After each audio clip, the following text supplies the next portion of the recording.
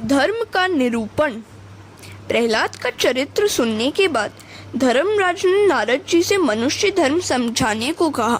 11 से 15 अध्याय तक धर्म की कथा है। प्रथम 4 अध्याय में साधारण धर्म और 5 से 15वें अध्याय में विशिष्ट धर्म बताया गया है। मनुष्य का सच्चा मित्र धर्म ही है। जब कोई साथ नहीं दे पाता तब धर्म साथ देता है। चाहे धन संपत्ति नष्ट हो जाए पर धर्म का नाश नहीं होने देना चाहिए। मनुष्य धन को ही सारे सुखों का साधन मानता है, किंतु यह असत्य है, अज्ञान है। सभी सुखों का साधन धन नहीं, धर्म है। मानव सृष्टि के संचालन के लिए भगवान ने जो विधि विधान बनाए वही धर्म है। आज के कायदे कानूनों में कई बार परिवर्तन करने पड़ते हैं, क्योंकि इनके बनाने वाले विलासी जो हैं। राम राज्य में तो वशिष्ठ का वचन ही धारा बन जाती थी। प्रथम साधारण धर्म के 3 लक्षणों का वर्णन है। साधारण धर्म अर्थात सबका धर्म, मनुष्य मात्र का धर्म। नारद जी कहते हैं, इस धर्म की कथा बड़ी लंबी है, मैंने इसे नारायण के श्रीमुख से सुना है। धर्म के 3 लक्षण है, धर्म के 30 लक्षण है। प्रथम लक्षण है सत्य और अंतिम लक्षण है आत्मसमर्पण। धर्म कथा का आरंभ सत्य से होता है और समाप्ति आत्मसमर्पण से। सत्य ही ईश्वर का स्वरूप है। धर्म की गति बड़ी सूक्ष्म है। आत्मा के समान कोई पाप नहीं है। सत्य वह साधन है जिसके सहारे मनुष्य सत्यनारायण में लीन होता है। हरिश्चंद्र ने पत्नी का विक्रय करके भी सत्य का निर्वाह किया था। सत्य में अटल श्रद्धा रखो। यथार्थ का नाम सत्य है। महाभारत के अनुसार जिससे सभी का कल्याण हो सके ऐसा विवेकपूर्ण वचन ही सत्य है। सभी का कल्याण हो सके ऐसा विवेक भरा वचन ही बोलो। सत्यम भूत हितम प्रोक्तम। श्री कृष्ण के असत्य वचन भी सत्य हैं, क्योंकि वे बहुत जन हिताय हैं। महाभारत के युद्ध में द्रोणाचार्य के प्रसंग में श्री कृष्ण को असत्य बोलना पड़ा था। द्रोणाचार्य भीषण युद्ध कर रहे थे। उनके हाथ में जब तक शस्त्र था तब तक उन्हें मार पाना असंभव था। क्या किया जाए? अश्वत्थामा नामक हाथी को मारकर द्रोण से कहा गया कि उनका पुत्र अश्वत्थामा मर गया है। द्रोणाचार्य ने यह बात झूठी मानी। उन्होंने सोचा कि श्री कृष्ण जैसे भी सत्य बोल सकते हैं, किंतु धर्मराज कभी असत्य नहीं बोलते, मैं उनसे ही पूछ लूं। उन्होंने युधिष्ठिर के पास जाकर कहा, यदि मेरा पुत्र ही मरा है तो मुझे शस्त्र त्याग करना पड़ेगा। क्या सचमुच मेरा पुत्र मर गया है? श्री कृष्ण ने युधिष्ठिर से कहा था कि बोल देना, अश्वत्थामा हतः। सत्यम वदम का नियम मैंने बनाया है, अतः इसमें परिवर्तन करने का मुझे अधिकार है। सत्य वही है जिसे विवेक से बोलने से सभी का कल्याण होता हो। द्रोणाचार्य के शस्त्र त्याग से कौरवों की पराजय होगी और पांडवों को राज्य मिलेगा। दुर्योधन की हत्या से पाप अधिक नहीं होगा, अपितु इससे स्वयं दुर्योधन का कल्याण ही होगा। कोई प्रश्न करेगा कि सभी का तो कल्याण होता, किंतु द्रोणाचार्य को क्या लाभ होता? द्रोणाचार्य देव संपन्न ब्राह्मण है। ब्राह्मण को युद्ध करने का अधिकार नहीं है। यदि उसे कभी युद्ध करना भी पड़े तो मात्र धर्म की रक्षा के हेतु ही करना चाहिए।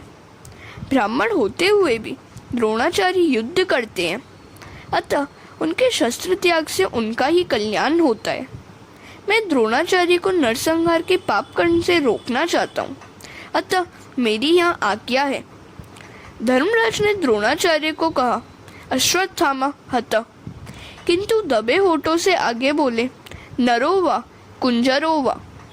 धर्मराज के शब्द सुनकर द्रोणाचार्य ने शस्त्रों का त्याग किया। श्री कृष्ण ने धृष्टद्युम्न को आज्ञा दी थी कि द्रोणाचार्य का सर उड़ा दो। उनकी मृत्यु हुई और सभी का कल्याण हुआ। हरे कृष्ण। दया भाव धर्म का द्वितीय लक्षण है। जहाँ तक हो सके दूसरों का भला करो। हर रोज सोचो क्या मैंने आज किसी का कुछ काम किया है? क्या मैंने परमात्मा को पसंद आए वैसा कोई काम किया है? तुलसीदास जी ने भी कहा है, तुलसी दया न छोड़िए जब लग घट में प्राण। जो साधक इसी जन्म में ईश्वर का साक्षात्कार करना चाहता है उसे सोच समझकर विवेक पूर्वक दया करनी चाहिए। कभी कभी दया भाव भजन में विक्षेप करता है। तीसरा धर्म है पवित्रता। पवित्र सभी का धर्म है। आजकल लोग शरीर को बहुत शुद्ध करते हैं किंतु मन को शुद्ध नहीं रखते। मन शुद्धि, चित्त शुद्धि आवश्यक है। मन मृत्यु के बाद भी साथ साथ जाएगा। मन के अलावा और कुछ साथ नहीं जाएगा। अतः इसे पवित्र रखना आवश्यक है। शरीर की अपेक्षा पाप तो मन से अधिक होते हैं। जो मन से पाप करता है उसका मन ईश्वर के ध्यान में स्थिर नहीं हो पाता। व्यवहार से आत्मा इतनी घुल मिल जाती है कि मन के पाप का उसे ध्यान तक नहीं रहता। चौथा धर्म है तपश्चर्या। विचार, वाणी और वर्तन को शुद्ध रखना ही तपश्चर्या है। पांचवा धर्म है तितिक्षा। भगवत कृपा से जो भी दुख मिले उसे सहन कर लो। शत्रु के प्रति भी सद्भाव बनाए रखो, तभी परमात्मा आपके पक्ष में रहेंगे और आपके शत्रु को दंड देंगे। एक महात्मा जप करते हुए जा रहे थे। रास्ते में किसी धोबी ने सुखाने के लिए कपड़े फैलाए हुए थे। उन पर महात्मा का पाँव पड़ गया। धोबी ने यह देखा तो वह महात्मा को लकड़ी से पीटने लगा।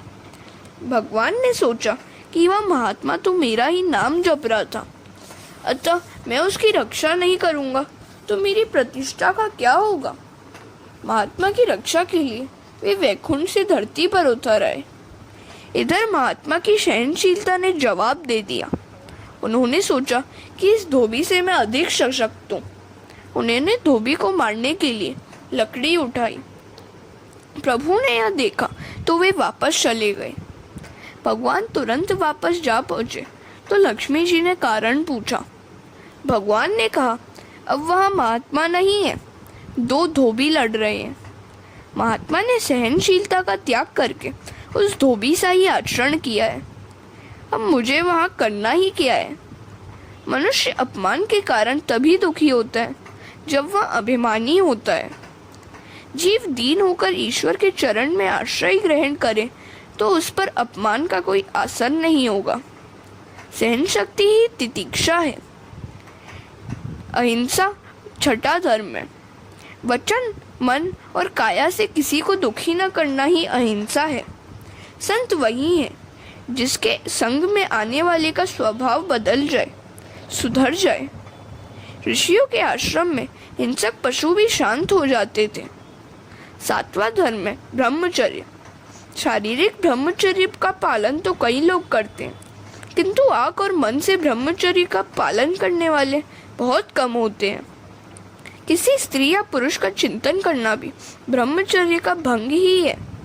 काम भाव के गीत का श्रवण भी ब्रह्मचर्य भंग ही है। ब्रह्मचर्य तो मन को स्थिर करने का साधन है। आठवां धर्म है त्याग। कुछ भी त्याग करना धर्म है। नौवां धर्म है स्वाध्याय। सदग्रंथ का चिंतन, मनन ही स्वाध्याय है, जो हर किसी का धर्म है। 10वां धर्म है आर्जवम। स्वभाव को सरल रखना ही सभी का धर्म है। 11वां धर्म है संतोष। ईश्वर ने जो और जितना दिया है उससे संतुष्ट रहने वाला व्यक्ति ही श्रीमंत है और असंतुष्ट रहने वाला दरिद्र है।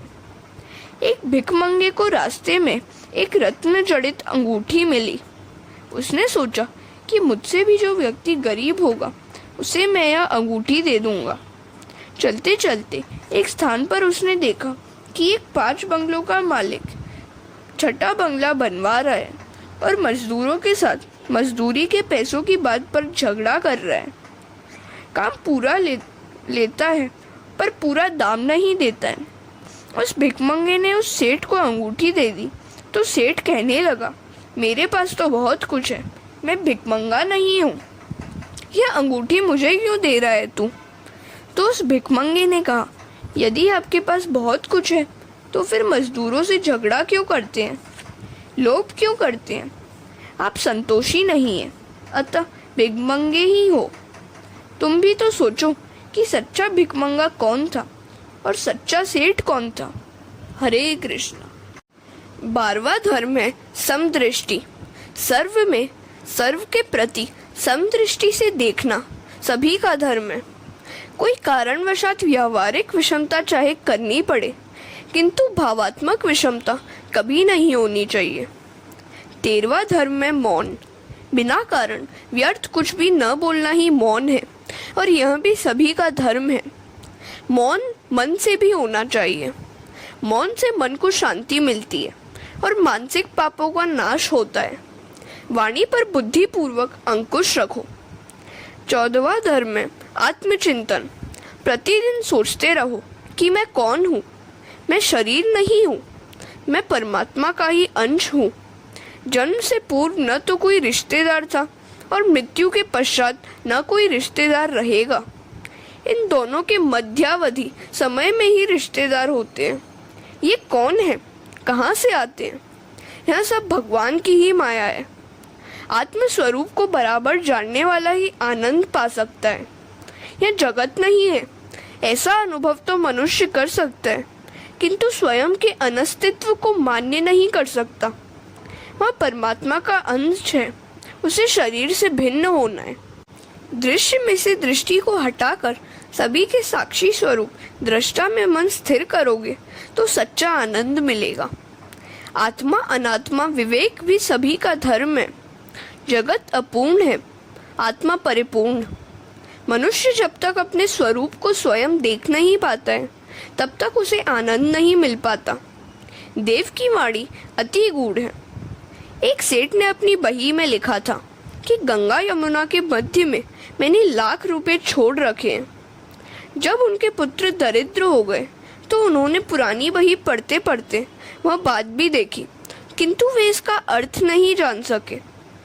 एक बार उनके पिता के पुराने मुनीम कहीं से आए तो उनसे उस बही की बातों का अर्थ पूछा गया, तो उन्होंने कहा, तुम्हारी 2 गायें हैं, यमुना और गंगा। ये जिस स्थान पर बांधी जाती है वहीं ये रुपए गाड़ कर रखे गए हैं। इस दृष्टांत का आध्यात्मिक अर्थ हमें देखना है। गंगा और यमुना है हमारी इंगला और पिंगला नाड़ियाँ। इन 2 नाड़ियों के बीच होती है सुषुम्ना नाड़ी। जब तक किसी सद्गुरु के द्वारा यह सुषुम्ना नाड़ी जागृत नहीं हो पाती, तब तक ब्रह्म का दर्शन नहीं हो पाता। ज्ञानी जन ललाट में ब्रह्म का दर्शन करते हैं, तो वैष्णव जन हृदय सिंहासन पर चतुर्भुज नारायण का दर्शन करते हैं। साधु होना उतना कठिन नहीं है जितना कि सरल होना है। 15वां धर्म है पंच महाभूतों में ईश्वर की भावना करना। ईश्वर का अनुभव करना सभी का धर्म है। 16वां धर्म है कृष्ण कथा का श्रवण करना। यह भी सभी का धर्म है।